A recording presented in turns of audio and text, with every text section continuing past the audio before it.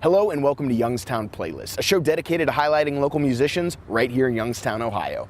Some performers are just as focused on the production end as they are the songwriting process. Today's performer shows that type of dedication as well.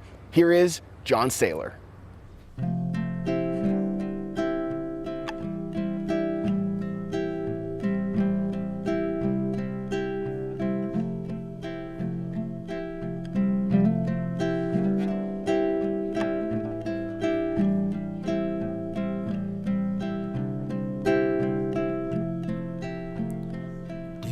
Taste desire burning in the back of your mind. She said she missed tomorrow. Time was never on her side. She's looking in the bathroom mirror, staring down all of her fears as she wipes away her last tear. It's too late as her mascara smears. She said, I'm ready to go when you are. I've gotta get out of this bar. I'm gonna drive away, yeah.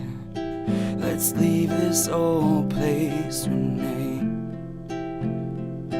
Let's run away, Renee. Ooh.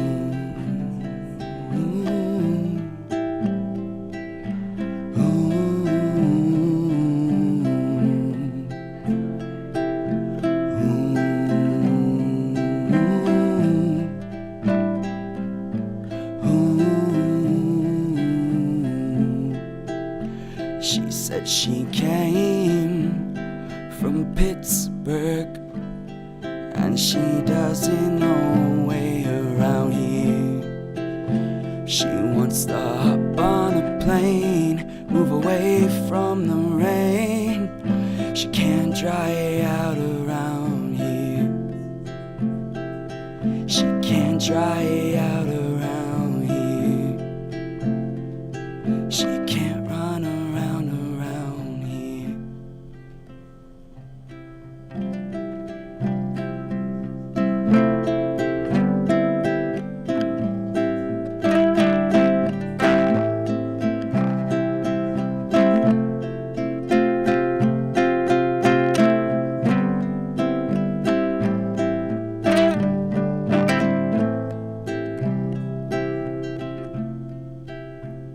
She was wearing her tattoo sleeve, and she asked me if I wanted to leave. We're gonna drive away. Let's leave this old place, Renee. I said I'm ready to go when you are. I've gotta get out of this town. We're gonna drive away, yeah. Let's leave this old place, Renee. Let's run away, Renee. Let's leave this old place today. Let's run away, Renee.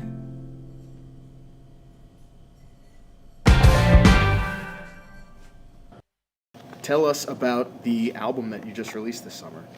All right, well, I mean, most of it is all me playing it. I did a lot of the drum programming, and, you know, I played all the rhythm guitar parts except for like one or two. And I wrote them all with a couple lyric helps with my dad, and it was recorded over the course of pretty much a year and a half. It was a long time, you know, because, you know, I got a day job and all that. So, but I mean, all the songs, they would come together immediately. But I don't like to, like, just, like, shit out songs, you know. Like, I don't want to just, like, spew them out. I want to let them really grow and come to me. And, you know, once I would have those ideas, I would just go straight into the recording session. I mean, like, straight into it. Even if the lyrics weren't all done, I didn't care. I was like, I'll figure out how to go from there. I just got to be able to hear it. And, like, especially if it's late at night, you know, those late night ideas come to you, and you just go, like, I can't forget this. I have to make sure it's here in the morning. And then it just, half the time, those late night ideas became a song that night. Let's talk about the sound of the album. We were kind of talking about it before the interview, but there's a lot going on. I would consider it like a very delicate album. There's like a lot, like your It's voice my has baby. exactly. Say to it every night. But just like the instrumentation and your voice, which has a lot to do with the effect of it. So what sound were you looking for when you were writing these songs? To be honest, I didn't know. I really, really, really did not know. I just was going for it. I had done my woodshed demos, and you know, I had some really positive reviews from that, but I didn't like the grooves that I had, and it was just like I wanted to make something that was like a little bit more like makes you nod your head and tap your foot, and like, but like at the same time, like I'm really about lyrics. Lyrics are really, really important to me, and I have a lot of things I want to say and a lot of messages I want to get out to people.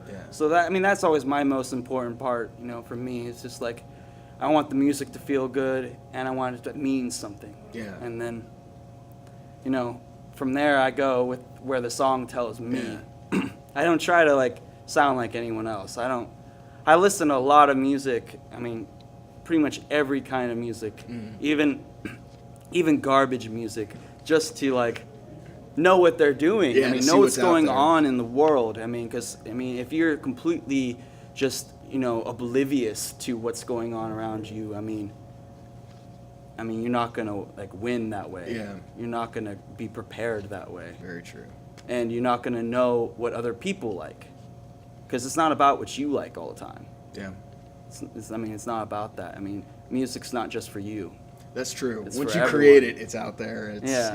And, you know, like, if I would never release anything, then it's for me. But if I'm releasing it online, I gotta make it so other people can relate and feel what I'm saying. And so I just wanted to write lyrics that people could relate to and they could feel, and just like beautiful melodies and good grooves. That's all I wanted. Taking all of that stuff you've produced and you've spent hours working on, and now transfiguring it to, you know, like a crowd, getting it to sound right. Well, you know, I have some really great friends, and they're great musicians, and they do a great job.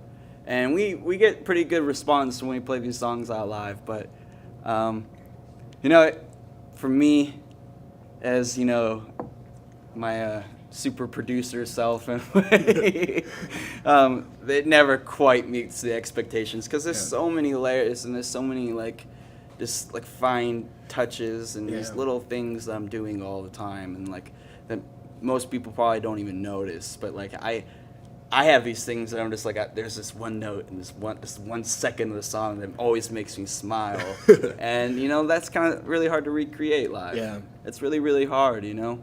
And you know, you need to have the right venue and the right PA system, and there's a lot to it. It's very, very, very difficult music. I mean, when it comes down to it, it's like you said, a lot going on.